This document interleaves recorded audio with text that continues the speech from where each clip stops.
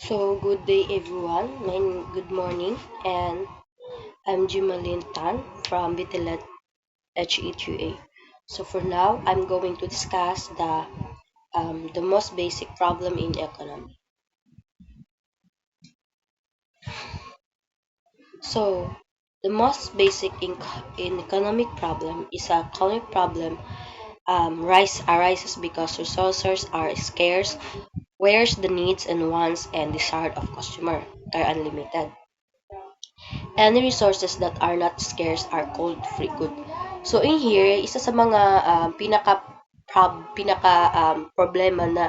problema sa ating ekonomiya ang mga gastusin at mga kung saan tayo makukuha ng pagkukunan.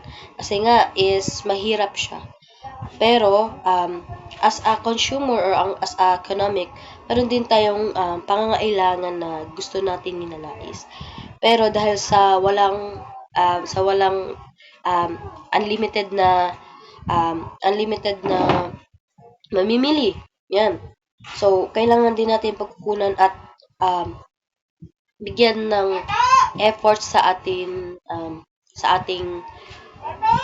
as ating ekonomiya. So, syempre kapag gusto nating isang bagay is kailangan natin muna mag-sacrifice para makuha natin ang kailangan. So, in here is ito yung pinaka basic or mahirap as a as a as a human kung paano natin makuha yung gusto natin.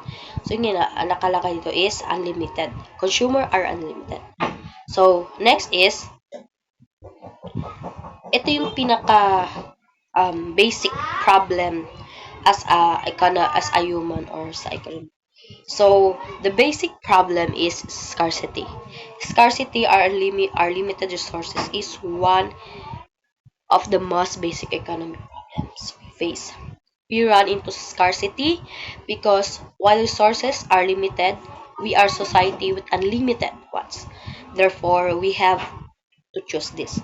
So in here, ito yung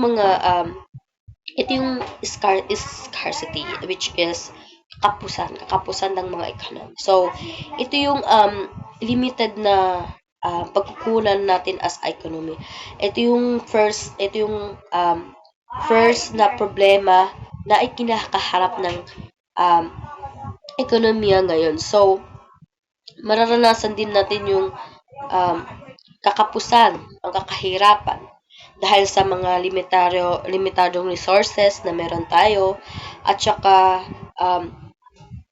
ito ding isang excuse me, isa ding lugar na wala tayong limitasyon para makuha natin yung gusto natin.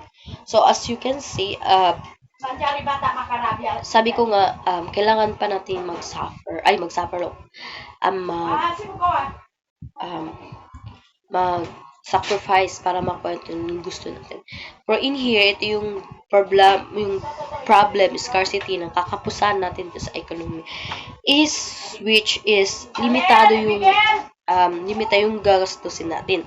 So which means is um, kailangan nating maghirap muna bago natin makuha yung mga gusto natin. So, as I summarize as I summarize of this the most basic problem in economy is ito yung mga kinakailangan natin na walang unlimited. Kumbaga mag-sacrifice muna tayo bago natin makuha yung gusto natin. So, as you can see is kailangan din natin na meron tayong pagkukunan sa ating ekonomiya. So, that's all. Thank you.